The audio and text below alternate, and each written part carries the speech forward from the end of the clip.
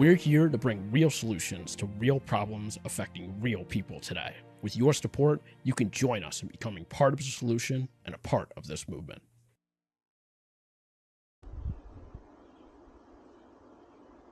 Hello again, folks. We're going to take a short walk.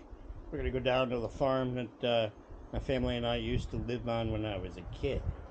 But first, I'm going to show you something that this chair can do.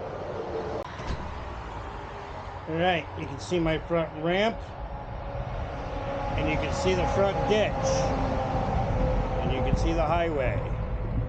I don't like the sidewalks because they're too bumpy. I mean, I'm okay in this chair on them, but I still prefer to have a smooth ride, so I just go where there aren't bumps.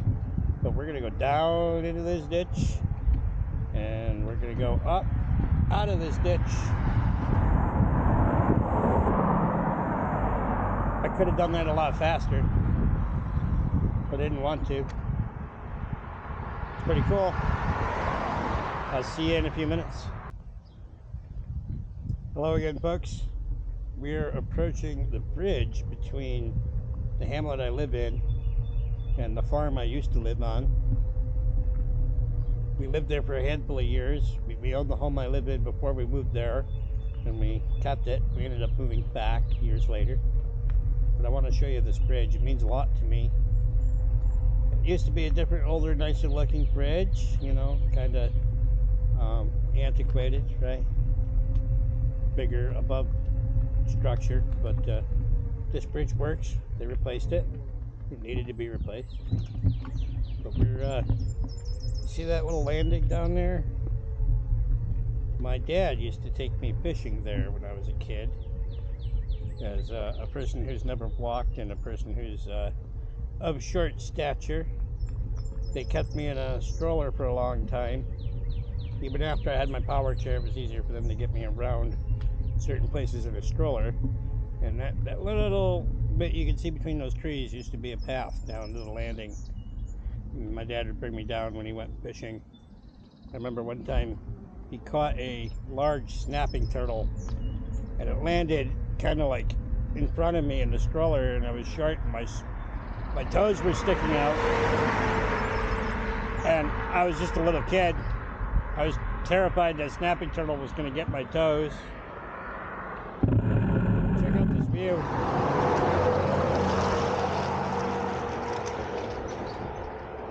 Sometimes memories are associated to places, and like I said, when I was younger, it was much easier for my family to get me around because I was small. And we're going to go look at the other side of the bridge. I have a lot of memories from places like that, but as I got older and they couldn't transport me in those easier ways because I was no longer small. I'm still short, but I'm not small.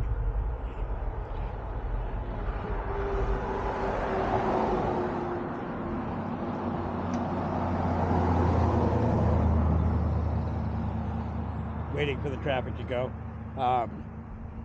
You know, I lost touch with a lot of these places because I didn't have the equipment to get me there. I had equipment, but it wasn't good enough to get me here. Now that I have equipment that gets me here, I'd like to come back. We're gonna go check out the farm I used to live on. So these are the fields that went with the farm. And up here there's a tractor trail that goes down near the river. We're gonna go down there. The properties have all been split up now, and the farm is now a storage unit business, and there's a couple of dwellings on it, but there are no trespassing signs on there, so I feel comfortable going up that driveway. Just show you the building, the house I used to live in, from the outside, which actually you can see some of it right there. Looks like they're doing work on it. I'm glad it looks like someone's trying to do something with it now, instead of just letting it fall down. But up here is the trail.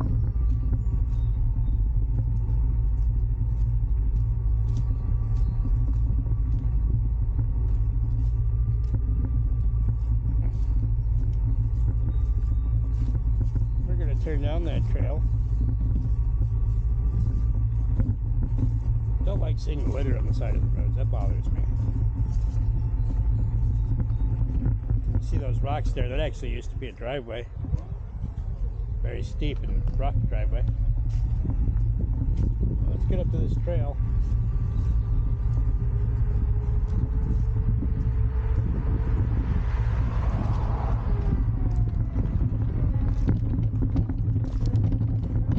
I'm gonna pause here and I'm gonna put my air suspension down a little because I've got it right up tippy top where it's firm. Now that I put it down a little, I'll have a softer ride going down these. Oh yeah. Still bumps the chair some, but it doesn't bump me so much.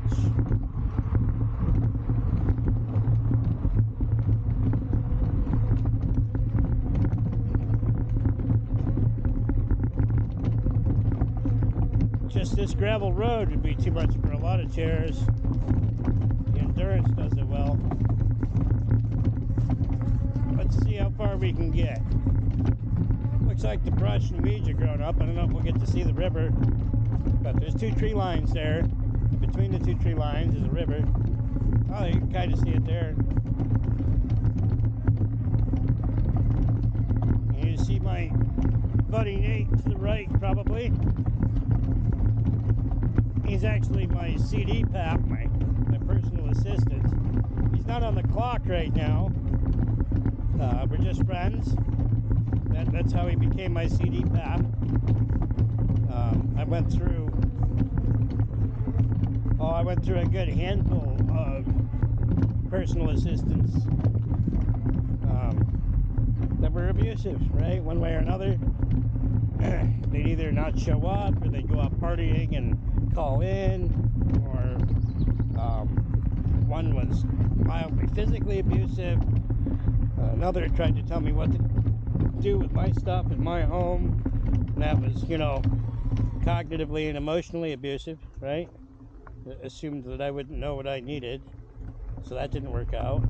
I'm grateful for all the help that all of my aides have given me over the years, but I found myself after that last abusive aide in a lurch without any help, and my shirt-tailed cousin Nate is ahead of me, and he's also got some disabilities, dyscalculia, ADHD, social problems, but he's a great guy. He's a very giving person.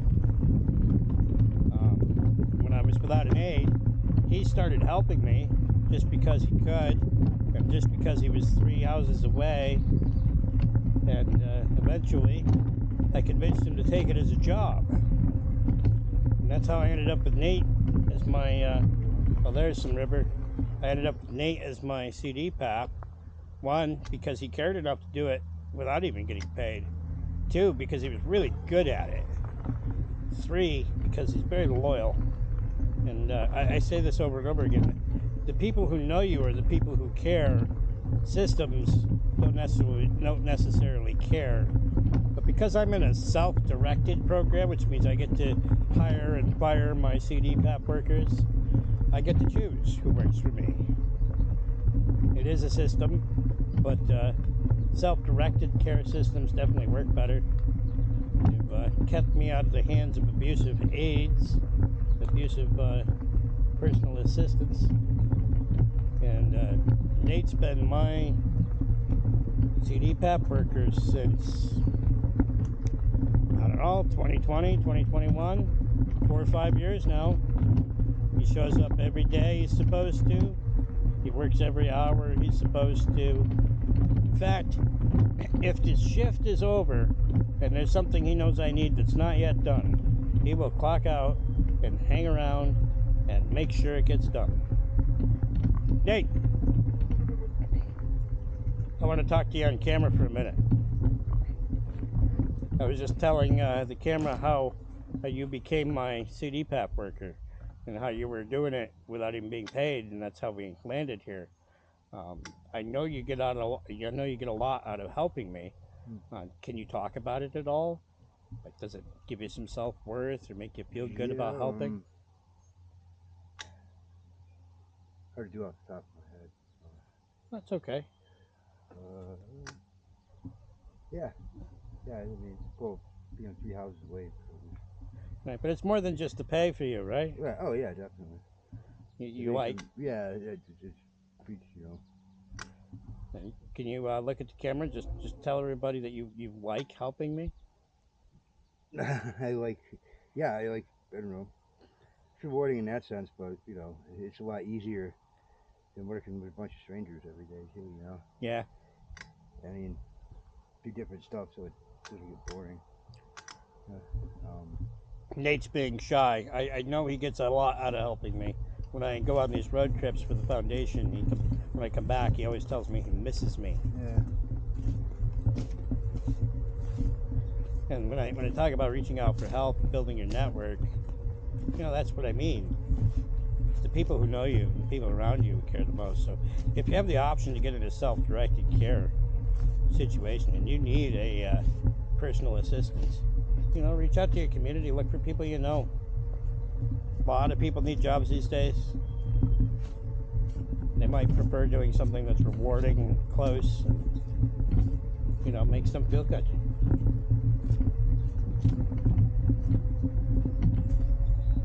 My brother and I used to find painted turtles down here. We'd keep them in a terrarium for a week or two and then let them go.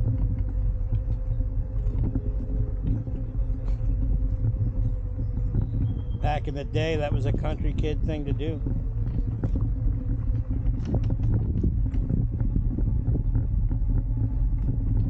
You know, looks like we're about at the end of the trail.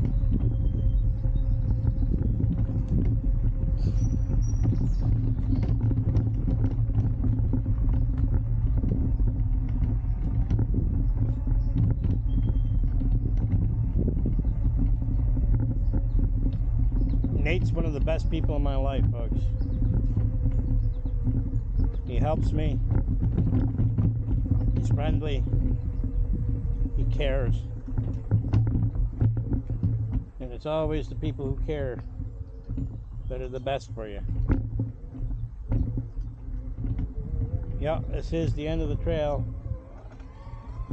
Alright, I will see you at that farm up there. Yeah, it was Used to be a farm. We're gonna go check it out. Folks, we've come out of the fields, off the tractor trail. Got a motorcycle coming.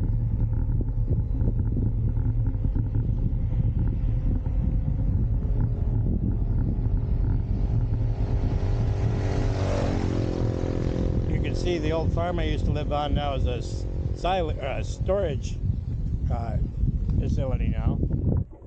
We're going to go down to the far driveway and just walk up around their driveway and take a look. When I was a kid, this grassy part where this sign is had some trees on it, little trees, and it would get full of goldfinches, like hundreds of goldfinches in a flock, flying in unison, and they're so brightly colored. It's beautiful. One of my fondest memories is watching goldfinches on the farm. You can see there's more fields, right? And there's quite a few more in the greater area that this farm used to run. The fields, I believe, are all owned by somebody else now.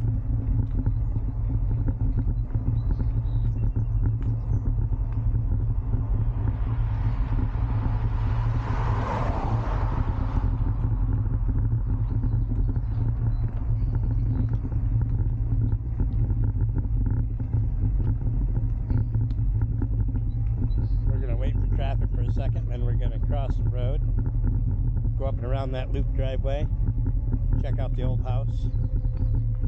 There's some new dwellings that I believe the property owners live in up there, so we're going to be discreet and respectful.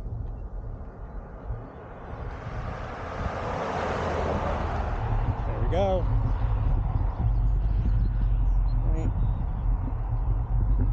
That was the back of the barn where the manure was brought out by the gutter that was automated, and our manure spreader would always sit there to be filled and then go out to the fields to fertilize the crops. And this building used to have a lot more windows because you need the ability for light and airflow when you have animals, right? But there's no animals in there, it's just storage.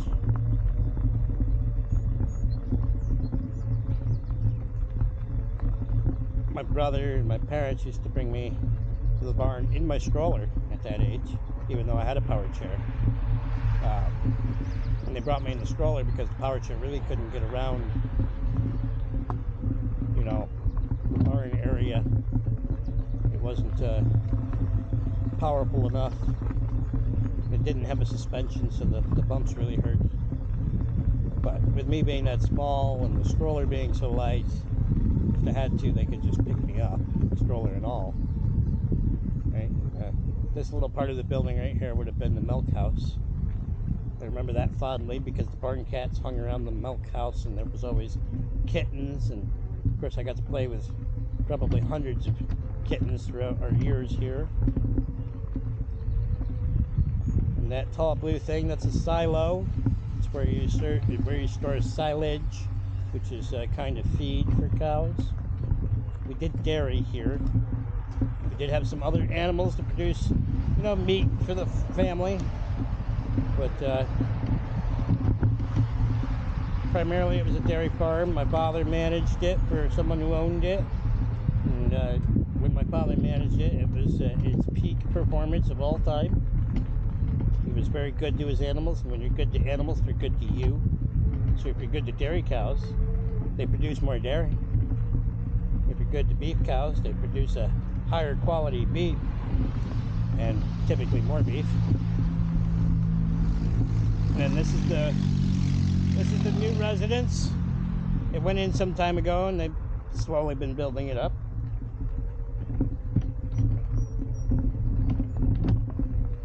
And back here, this green and silver tin lean-to, that's where we stored the hay, all the way to the top.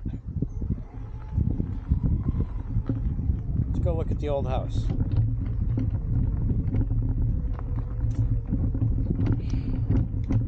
I was small enough when we lived here that my bedroom was upstairs. Second story bedroom. It was big. I had a mattress on the floor so that I get in and out of bed when I woke up as a kid, you know, play with my toys. Didn't have to wait on people to get me up and going. And I had a peg wall where everything could be hung and stored at my reach level. Never had a wheelchair in that bedroom because it was upstairs. So I played on the floor a lot. Used to scoot on my butt. Actually, the dining room in the downstairs, which is a high foot traffic area, there was this built-in set of cupboards, probably 16, 20 feet long, and they were all connected on the inside. And I would get in there and I would keep my stuff in there and I would play like, you know, little kids do. I'm going to show you this. This is the equipment barn. It's a bit run down, but you can see there's an old tractor still there. And that's where the tractors and everything were stored when they weren't in use. My brother and I used to shoot pigeons in there. Pigeons and rats on a farm are pests. And they can bring disease and, you know, poop at the cattle feed, and you don't want that, so you do have to take care of them.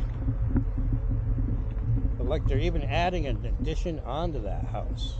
I like that. I like to see that this house is becoming something again. Downstairs there, right, the windows that jut forward in 3 angles there, and then the 2 windows on the left, right? The windows with the jut forward, that was a dining room, and the windows on the left, that was a living room. And they were all hardwood floors. But my mother would wax them. Like I said, I used to scoot on the butt, right? I used to push with my hands. And if they were freshly waxed, I remember I could get one push from the living room and end up all the way to the other side of the dining room. It was a lot of fun. The tree line is gone, but this used to be a little backyard. And right there, just in front of the hill, there was a little bit of a tree line. And that back door there used to have a stone patio. And when I was 5 years old, my parents gave me a BB gun and a beagle puppy. And then when my dad went to work at the farm, you know, just behind us, one day he set me on that patio and he ruffled my feathers, or my feathers. He ruffled my hair and he pointed to the tree line that used to be here. And he said, "Kill dinner." And that's because we were poor and we were used to eating gray squirrel, and there were gray squirrels in the trees. I think he meant that as a joke, but you know, I figured out how to get some gray squirrels. When he got back from chores, I had my first butcher lesson. Gray squirrels too can be a pest. You don't want to overhunt them, but they can disrupt your home and your property. Of course, your bird feeders. I don't like to kill them for no reason. I only kill them if I'm going to eat them. That doesn't happen so much anymore because we're not nearly as poor as we were when I was a small kid. But imagine that, 5 years old, very brittle bones, 5 years older than expected to live at birth, and I had a successful hunt and got my first lesson in butchering meat. That kind of emulates my personality, my lifestyle, my tenacity, right? But people give you bad news in a lot of ways in life, and sometimes you just have to ignore it and move forward, right? One thing my dad always told me, well, actually, I think he said it once, but it always stuck with me, was when things get tough, you hold your head up high, you put your shoulders forward, and you take things one step at a time. And I always thought that was kind of like a joke because I couldn't walk, but it turns out to be one of the greatest truths in my life. When you have a problem, when life gets tough, just keep trying. One step, then the other, figure it out, and you know, you'll solve that problem.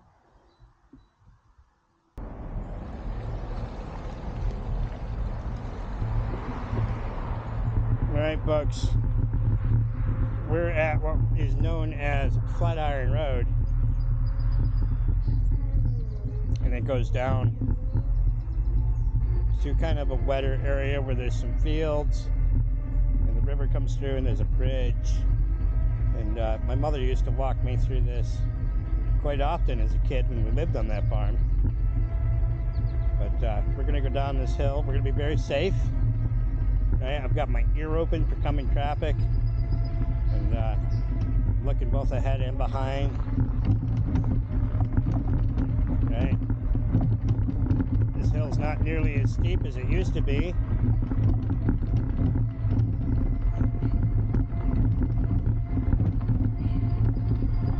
Right. This is a dirt road. They pack it probably once a year. I live in an area known as the watershed of New York. That means that we have hills and valleys that shed water, particularly when it rains hard. And you'll notice roads like this, they wash out a lot. In fact, a lot of our asphalt county roads wash out a lot. Just kind of a nature of living here. But they get rebuilt and repaved. This one seems to be doing fine. That big oak tree is still there. I remember that from when I was a kid. I'm going to turn my lights on. One's in the rear red and one's in the front of green. I'm currently going with traffic because of that corner up there. Yeah, the dust fly.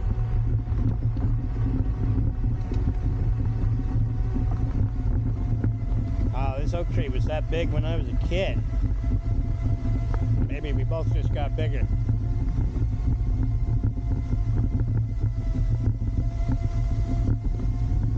Alright. And because we're coming to a corner, I want to be in the visible side,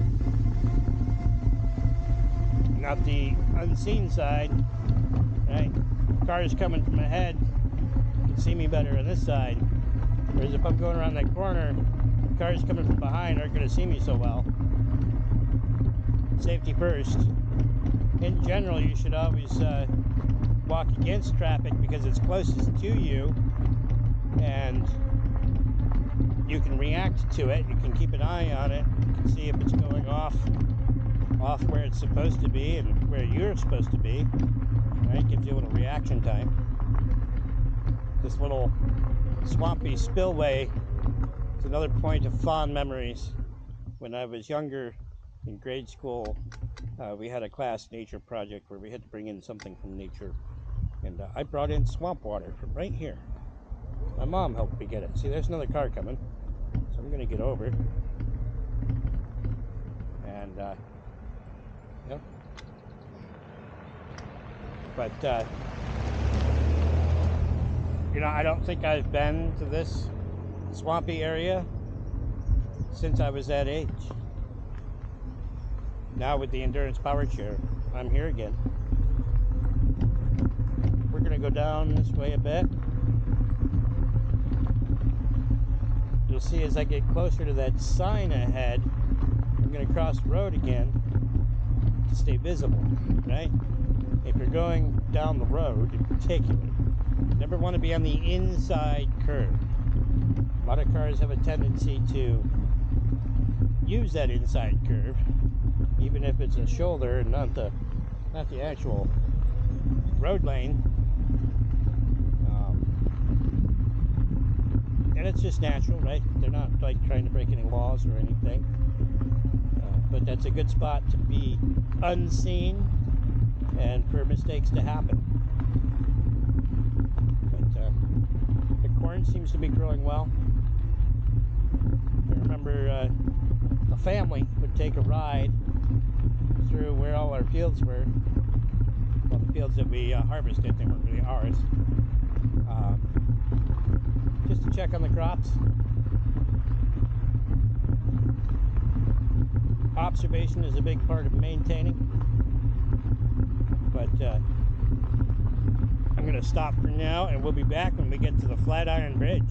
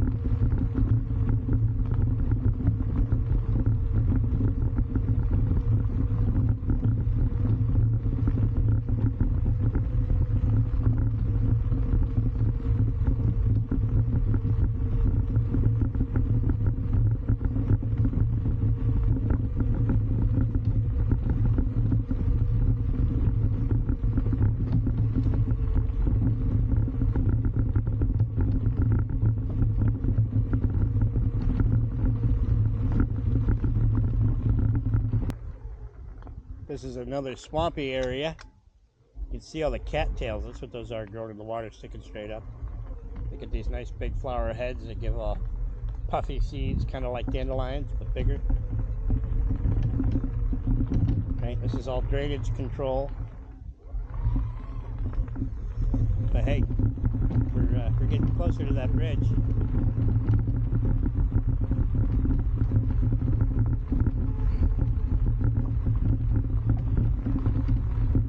And as we get closer to the bridge, we're getting closer to the spots where all the rowdy teenagers used to go to, you know, have teenager fun. I was a teenager that had teenager fun. I could appreciate that. But when I was a teenager, I didn't have the equipment to get down here. So I didn't get to have teenager fun at those times. I had to be left out. That was kind of reckless fun. It might have been for the better. But at the same time, you know, as you're growing up with your peers, they're your community. Sometimes even the mistakes you make are a part of building your community. And we should all have the ability to make certain mistakes so that we can learn. And when you make mistakes as a group or together, you know, you tighten those bonds. You learn those lessons together. You help each other learn through them. You know, that's another reason for adequate and capable equipment. It's just being able to keep up with your peers and do what your peers do without having to feel awkward or like you're a burden. If you're lucky, people around you won't make you feel like a burden. People around me usually did not, but my mindset, I realized that I technically, you know, was a burden, right? I didn't want to be that, so I would sit out, right? We are coming up on the Flatiron Bridge. It's another one that's been replaced. It used to have these big arches over it. But it's also another spot where when I was younger, my parents, my brother, as a family, and I would go fishing, right? I wasn't quite old enough to really use a rod and reel yet, but there was a spot where I got to sit at the edge of the water in the river, look at rocks. I still collect rocks, by the way. I've always been a rock hound. And I remember finding frogs, and clams, and turtles. Good childhood experience to find them in the nature. Most kids get to see them in petting zoos, terrariums, or a zoo, nature preserve. But I grew up where you saw them in nature, right? And yeah, it doesn't look like the trail down the river still exists. But we're gonna go check out and look over the bridge. It used to be metal. Now it looks like it's wood on top. I'm sure it's concrete and steel and whatnot, so it's strong enough. But they replaced this in my teens. And the little landing, the little shallow part is still there. Right there's where I used to play as a kid, in the water.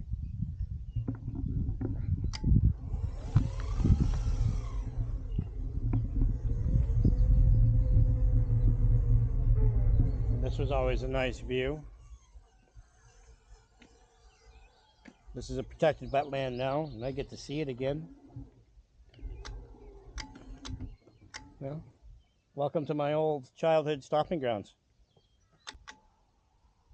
Alright folks, we're back at the swamp at the bottom of the first hill going to Flatiron Road. And that bridge back there. Just keeping my ears open for traffic.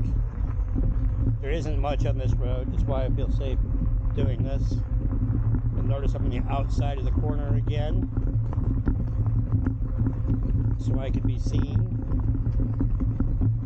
If I were on the inside, oncoming traffic wouldn't be very likely to see me. Up here, I'm going to start crossing over to the other side for the same reason, because it's going to be a different corner going the other direction. Stay in sight, right? And I've got my lights on. You probably can't see them on the ground, but I'm sure they are visible to drivers when they see the chair. And I want you to see, we are going up this hill. It's not as steep as I remember it when I was little. Looks like they've done a lot of work to straighten out the grade and pack in more gravel. It's a lot smoother than it used to be. And I bet it doesn't turn into a foot of mud every time it rains. Used to.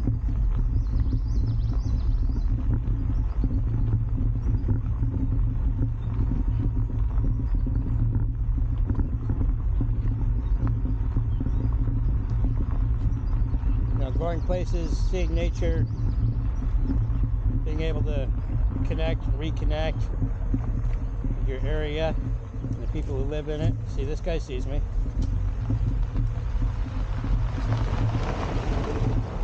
That's important, right? Sometimes we have all the help and access as kids because everybody wants to help kids. And we might grow up in the same place and lose a lot of that because, well, we're not kids anymore.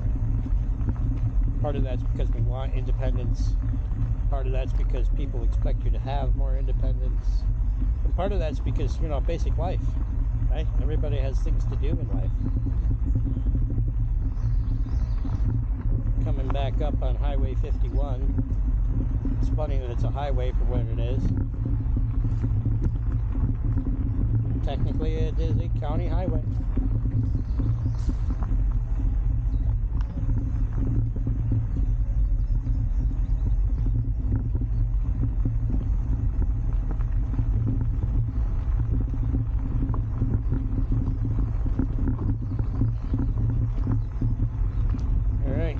Stop the camera when we get to the top here. Then I can turn my lights off. Not that I need to save the batteries. These batteries go quite a distance.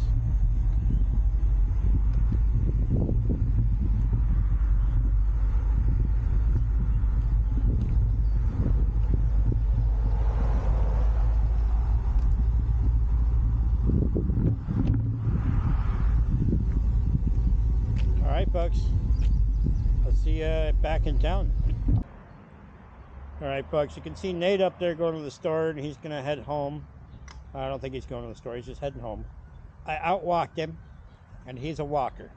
He's an ambulatory person that really likes to walk. And I outwalked him today. But check out this little pine tree. We're in the park on the corner in Mount Upton.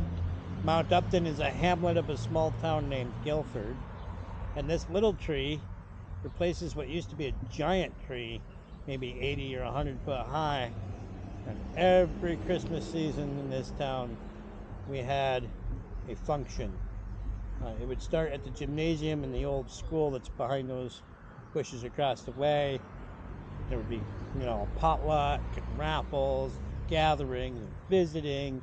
And then people would go caroling, and we'd come to the big tree, and all of the school children would have made decorations, and they would get put on the tree. The tree was lit up with lights that were strung very high, not to the top, but very high. Somebody must have gone through a lot of trouble, probably with a cherry picker or a big ladder to do that. But it was quite the community event every year, and we had quite a few of them. The firehouse would have been down there, and there was firehouse shenanigans as well. I think they still do the Halloween parade and costume contest. I won that contest once. We took an old refrigerator box, put it around the wheelchair, and painted it like a race car. But, because of those events, when you look down this road, down that road, down this way, and up that way, I actually knew everybody. And we'd see each other at those community events. But the way things have gone with our economy and communities, small towns like this, or hamlets, we lost a lot of those community events. So there's not so much of that. But those events are why I know everybody in town. And now that I have the Endurance Powerchair, I can go see them. Right? Let's talk about Judy's Corner Kitchen. Years ago, it was purchased by someone who wasn't from here, and he was revamping it to reopen it, and that's why there's that ramp. I got to know Joe. Joe's a good guy. He was into racehorses. But because I got to know him, he put that ramp in. And now, I can go to the diner whenever I want.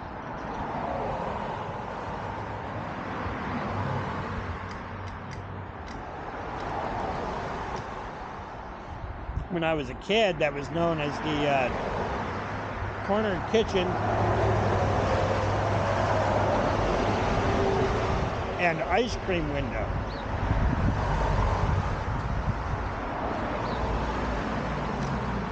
Right on the corner there was a window that would open, and they would serve ice cream outside of it. That was the spot to go. But the Endurance Powerchair, the prototype I'm in, allows me to access all of this. I think that's pretty amazing. It has really, really broadened my life in the duration that I've had it, the last handful of years now. We'll be releasing it soon, by the end of fall at the latest. We'll release the designs. hopefully next year we'll be facilitating builds for people who need them. Because maybe they live in a place like this or on a farm, and they too need access. Hello again, folks. If you watched the video of me going up on the hill and around into town and home at night with my lights on, behind me, this is the road we came down to come into town, right? Up on the hill there. Get to the corner here. And behind me is the Methodist church that I grew up going to. You can see the ramp. They put that in because of me, right? My community knew me. They knew I existed. They accepted me. So they put in a ramp. Nobody made them. But I'm closing out this trek where I showed you where I used to live. Some of the places fond in my memories. A lot of the places that are really good to reconnect with now that I'm older. Now that I can get to them again.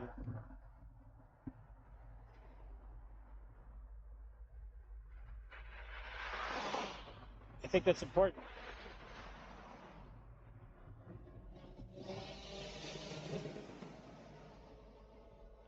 It's a part of our culture, where we come from and what we grow up through. Who we grew up around and with.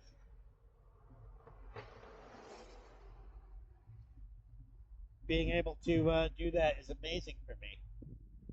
Now that I'm 42, I get to reconnect with everybody I knew when I was 6 or 10.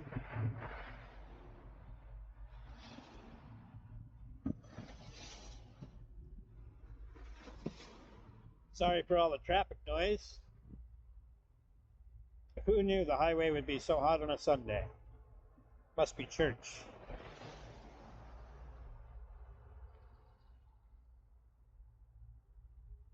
This was a nice walk with you folks. I hope you enjoyed it as much as I did. I didn't enjoy it quite as much as I thought I would. I thought I'd have more cloud cover. And it was a very long walk.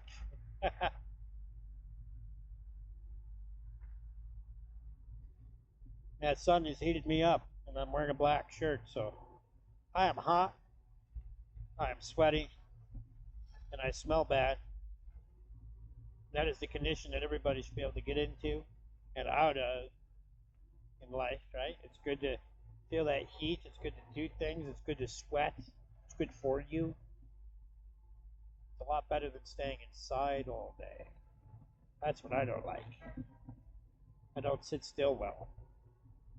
I don't like being cooped up in a house or any building.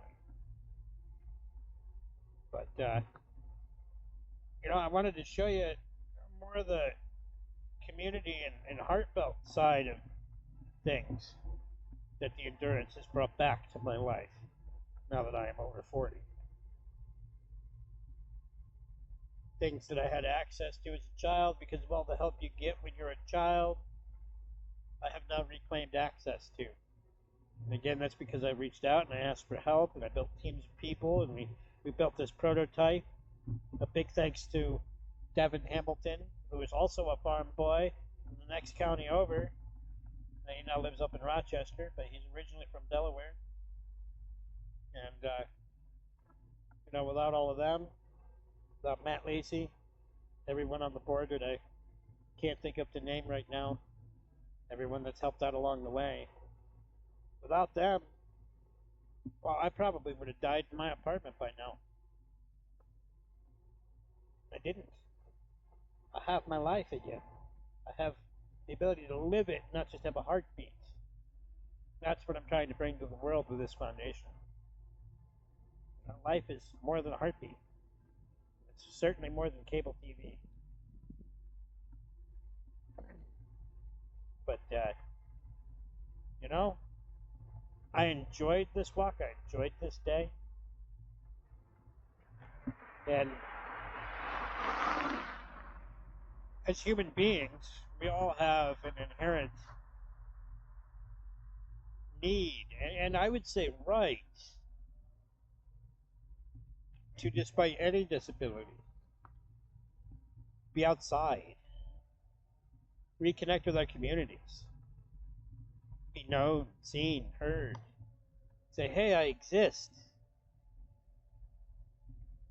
I think that's important.